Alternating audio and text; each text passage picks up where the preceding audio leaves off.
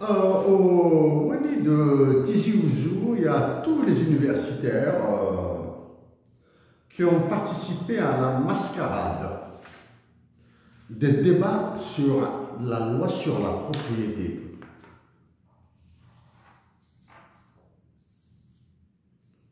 Une très très grosse mascarade a été organisée à Tizi Ouzou sur la loi sur la propriété. Premier élément de cette mascarade, débattre d'une loi qui est déjà votée, oui, c'est pas là. Mais débattre du projet de loi aurait été mieux. Ça, nous allons rester un petit peu dans le niveau là. Débattre d'une loi votée, eh bon, c'est bon. Débattre de l'avant-projet de loi aurait été mieux pour éviter les dégâts. Ça, c'est la première.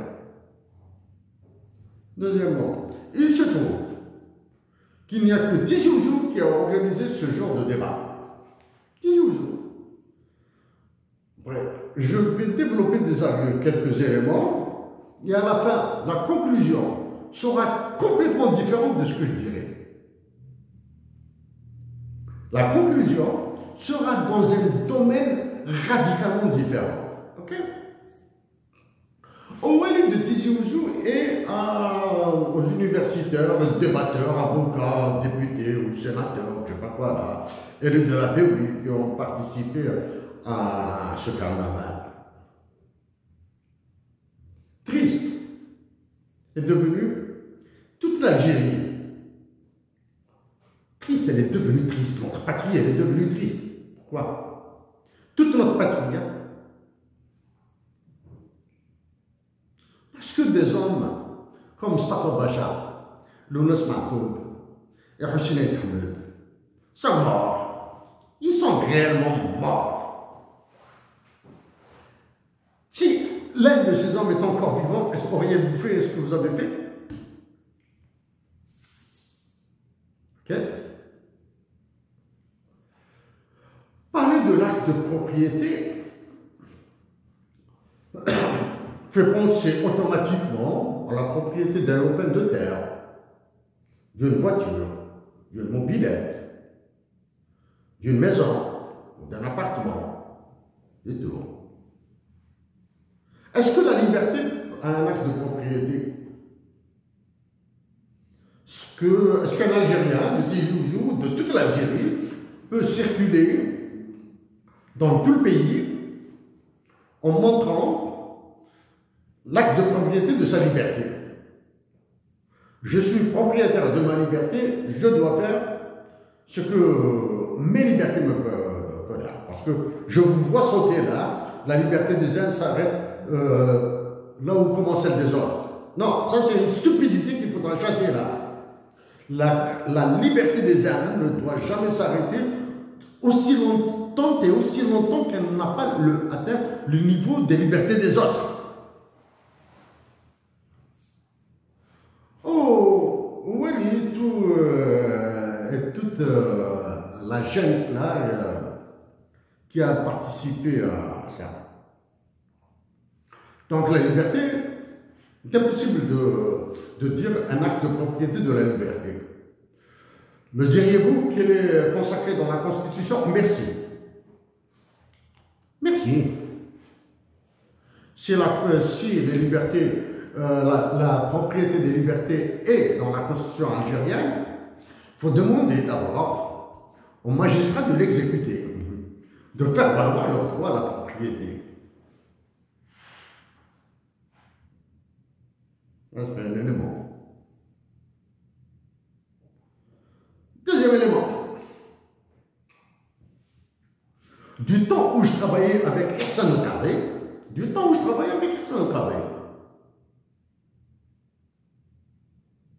j'étais enseignant au Conseil d'État. Majlis al-Dawla. J'enseignais l'informatique et la bureautique au Conseil d'État. Claude Debussy, dans un programme de la Banque mondiale que j'ai découvert au Canada. Ok? Histoire de numérisation, etc. Quand il fallait donner un exemple, j'ai utilisé effectivement les procès en justice sur les litiges liés à l'acte de propriété, justement. Le foncier dont on parle là maintenant. J'ai utilisé un exemple raconté par un journal. Un journal algérien a parlé d'un problème de foncier qui traînait devant les justices, etc. Comment il passe d'un tribunal à la Cour suprême et au Conseil d'État. Quand j'ai pris cet exemple-là, en face des magistrats, donc il y a des hommes et des femmes magistrats dont j'aimerais bien, j'aurais été content, très heureux de citer leur nom, mais je les ai oubliés. Quand j'ai cité cet exemple, il y avait des magistrats qui me disent ça se passe comme ça, effectivement, voilà pourquoi nous perdons du temps, etc. etc. Donc, j'ai expliqué comment, avec l'informatique, on pourrait réduire le temps, gagner du temps, au lieu de faire traîner des procès en fonction, des procès sur 10 ans, 15 ans, 20 ans. Ça dépend de qui se bat. Hein.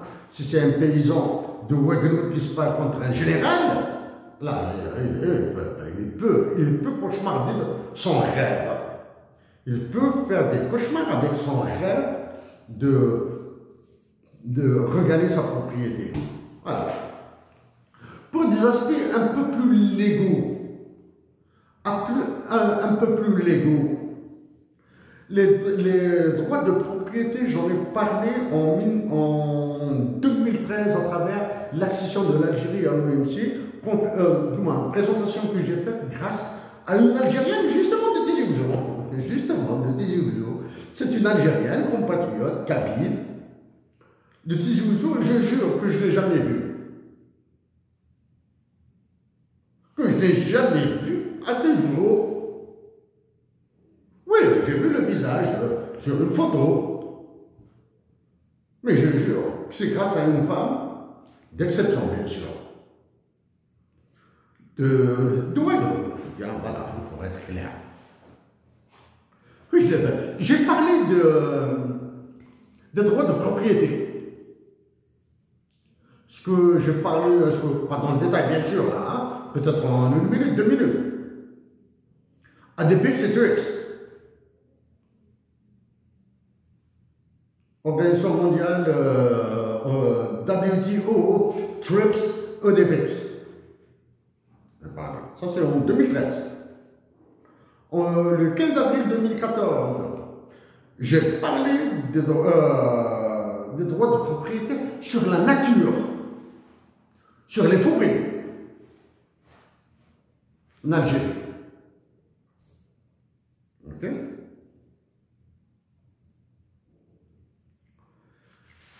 Maintenant, on va revenir, venir vers un truc très simple. Très simple. Walid Tizi Ouzou et tous les universitaires. Je répète, hein, il ne faut pas me perdre, hein, pour vous éviter de perdre. La conclusion sera différente. Hein. Quand la police et la gendarmerie de toute l'Algérie arrêtent des dealers de drogue et qu'ils saisissent la drogue, à qui appartient cette drogue? À partir du moment où elle est saisie par les gendarmes, par la sécurité militaire, par les policiers, etc., à qui est transférée la propriété de cette drogue? Sous l'hypothèse que la production de drogue, cannabis, cocaïne, je sais pas moi là, héroïne, tout ça là, sous l'hypothèse que la production en Algérie est nulle. Donc toute cette drogue vient de l'extérieur. Okay? Donc quand vous arrêtez quelqu'un, à qui appartient cette drogue? C'est stupéfiant. Mais allez-vous me dire à l'État algérien D'accord. Dans l'état actuel de l'Algérie, et bien sûr en attendant une nouvelle Algérie, celle que nous voulons, hein, la nouvelle Algérie, celle que nous voulons, nous. Est-ce qu'un gendarme, est-ce qu'un policier, un gendarme, un policier, un officier de l'armée, etc., peut prendre une partie de cette drogue et la remettre sur le marché? Il prendra une partie de cette drogue et la remettre sur le marché via un nouveau dealer, de nouveaux dealers, peut-être de 0 100, hein? Enfin, tiens, j'ai quelque chose comme ça, etc. Parce que quand on est dépendant, on a besoin de fumer là. Hein? Il va le redonner à quelqu'un d'autre. Il va créer un dealer. Ce dealer la revend. Il la revend. N'oubliez pas que les premiers arrêtés sont en prison. Hein? Il va la revendre. Quelques jours après, il va dire ah non. Il va dire à un autre policier, à un autre gendarme ou bien à un autre militaire de connivence. Parce que les gangs en Algérie, les mafias sont structurées, ça y est. Vas-y à un tel, je lui ai donné de la drogue, il l'a revendu, etc. Arrête-le, comme ça il va te redonner tout l'argent, parce que c'est des commissions. Il va te redonner tout l'argent, ou bien lui, il va revenir vers le premier qui est censé le protéger, alors qu'il lui dit non, ça je ne peux plus te protéger parce que l'autre, etc., etc. Hein? Ça, c'est la drogue.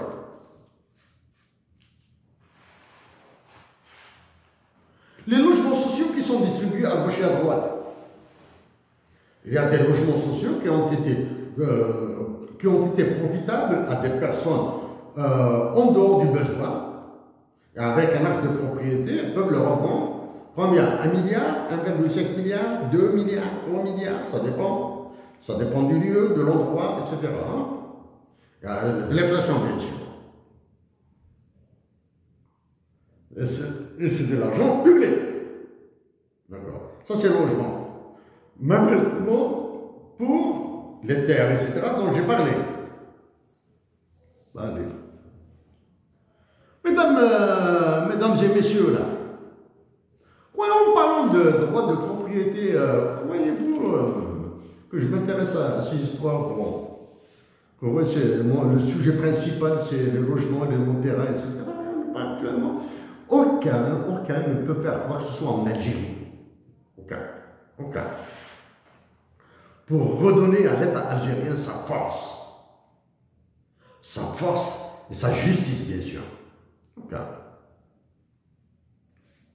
Quand on vous dit qu'une entreprise, Sonatrach par exemple,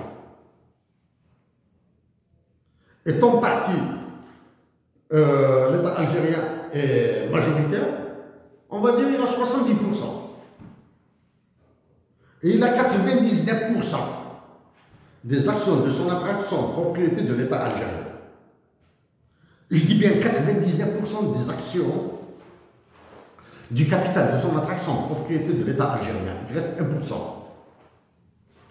Si dans ce 1% qui reste, 99%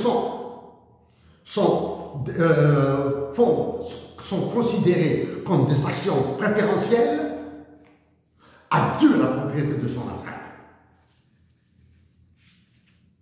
Parce que vous restez juste dans les banalités, dans les discussions de rue. Croyez-vous que BlackRock, qui est propriétaire, actionnaire dans Medgaz, le tuyau de gaz qui nous nourrit, hein, celui qui va vers l'Espagne, la France, vers l'Espagne plutôt, hein, Medgaz, et celui qui va vers l'Italie, par l'Est. BlackRock, qui gère un fonds d'investissement qui gère plus de 8 000 milliards de dollars. Hein? 8 000 milliards de dollars. Et si le PIB de l'Algérie est de 200 milliards de dollars, 8 milliards divisé par 200, c'est 40 fois le PIB de l'Algérie.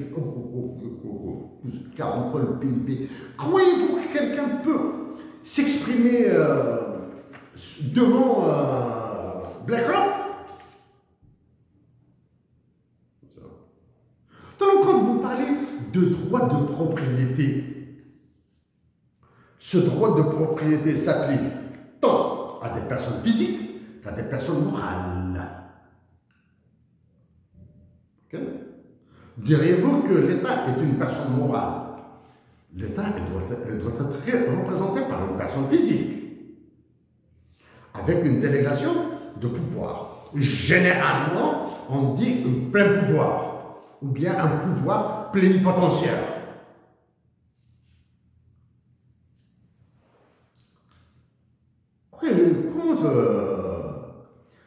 Qui est le propriétaire de toutes les mines aurifères d'or, l'extraction d'or? À l'ouest de l'Algérie, au sud, à l'est bientôt. Qui est le propriétaire? D'accord? Bien.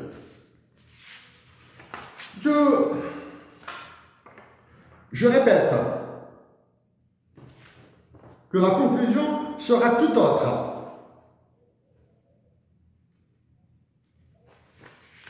Tout autre. L'Algérie a des biens à l'étranger. L'Algérie a des biens à l'étranger. Elle a des réserves internationales en dollars, en euros, probablement en roubles, en livres sterling, en yens japonais. Génial. Il faut que ça se sache. L'Algérie a déposé de l'or à l'étranger. Okay. Est-ce que quelqu'un peut rapatrier l'or algérien vers l'Algérie? Est-ce que quelqu'un, un Algérien, est capable de transférer toutes les réserves internationales de l'Algérie vers Moscou, vers une banque à Moscou? Tous, dollars, euros, or, allez, mettez-moi ça dans une banque à Moscou. Pourquoi une banque à Moscou? Parce que personne n'osera toucher Moscou, bombardé. Ah, mais sauf que la protection de Moscou sera très chère. Hein? D'accord? Qu'est-ce qui reste maintenant?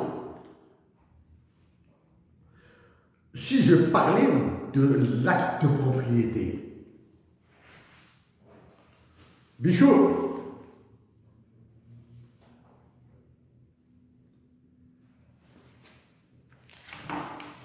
je vais vous lire maintenant quelque chose avant de venir vers la conclusion.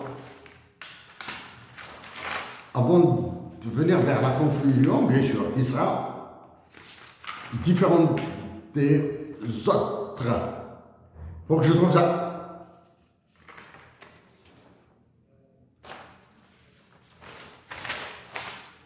J'ai dit que je vais parler de ce livre. Page 378.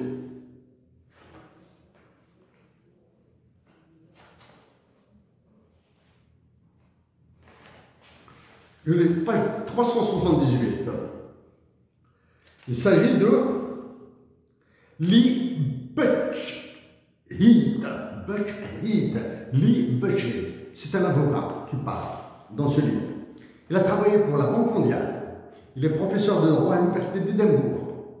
Il travaille pour la Banque mondiale. C'est lui qui a réglé le problème de l'Irak. Bon, maintenant, est-ce que la solution du problème de l'Irak, les dettes, etc. de l'Irak, c'est lui. Il écrit dans un conseil qu'il a donné à Yanis Varoufakis.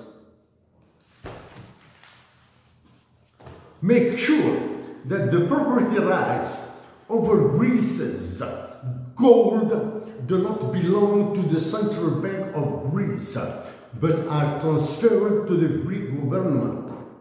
For if there is a clash with the ECB, Mario Draghi will try to seize your gold and all the assets of the Central Bank of Greece in lieu of the latest liabilities within the European system of central banks. If you are forced to start a new currency, create a new central bank, to do it and let the existing one fail, so that all Frankfurt's claims, open it, die with it. C'est un professeur en droit de l'Université de Limbourg qui a travaillé pour la Banque mondiale, qui a aidé l'Irak et qui a conseillé ce monsieur, Yanis Varoufakis. Je traduis. Make sure that the property rights of the over Greece gold do not belong to the Central Bank of Greece, but are transferred to the Greek government. Sois sûr.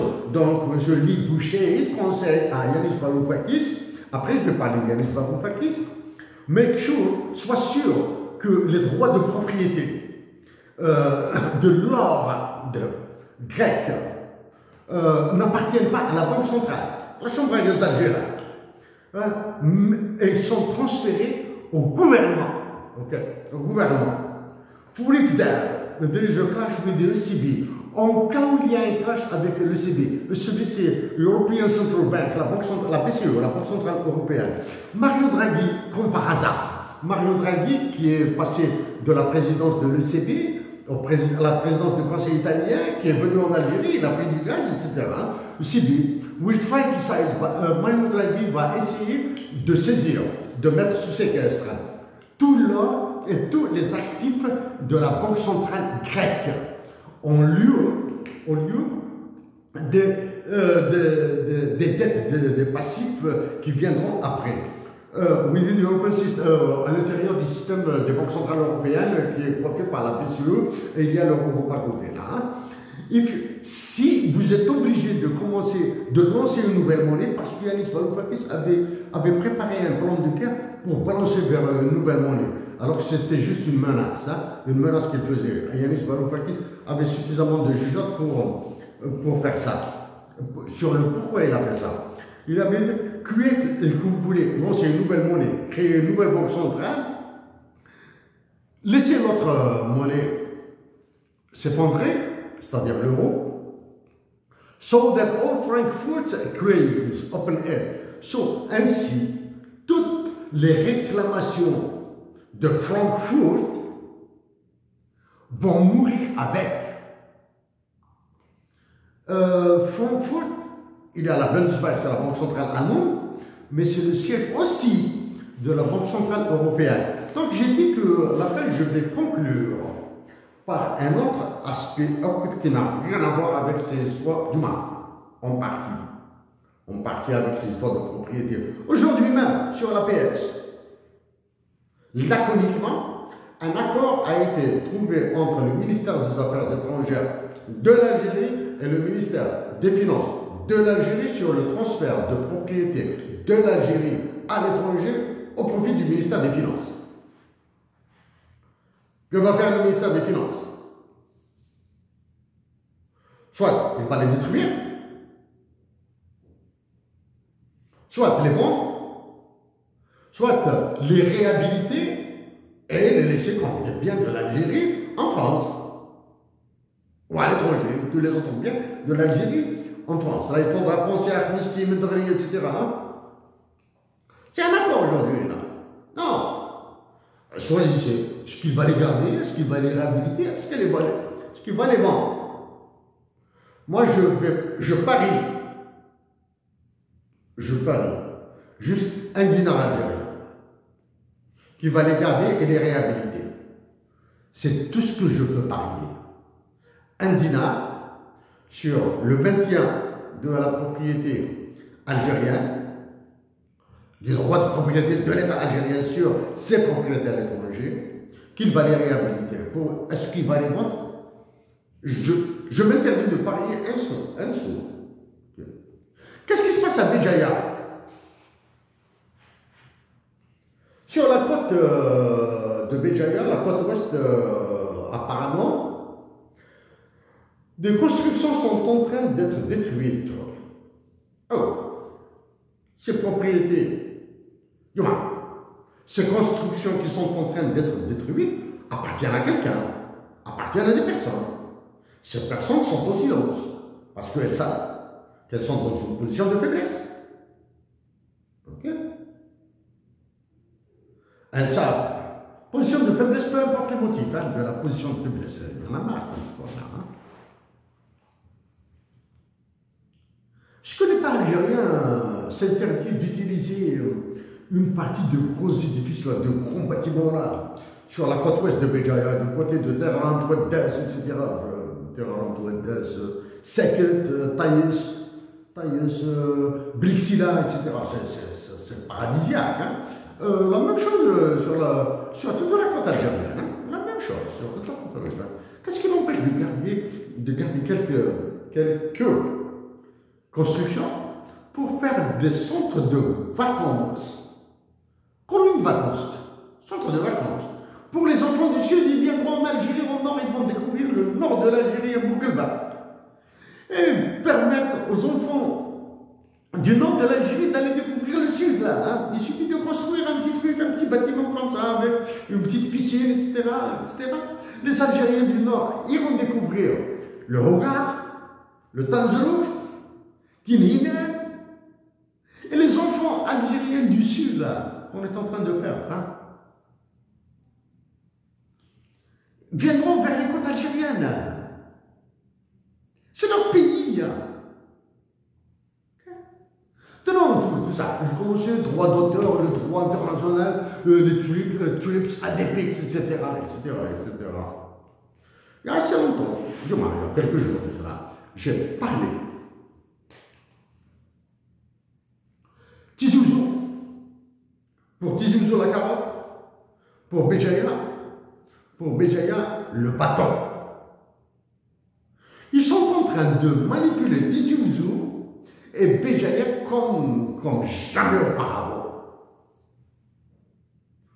Parce que ils éviteront d'avoir deux régions contre eux. Si Béjaïa et Tizi Ouzou sont déjà contre, Bouira va s'associer. Et dans l'état actuel, dans le climat délétère de l'Algérie, les autres régions vont se soulever là. Okay? Donc pour Tizi Ouzou, la carotte, ça se confirme. Pour Béjaïa, c'est le bâton. On voit les Tizi Ouzou et aux universitaires de Tizi Ouzou, je le répète,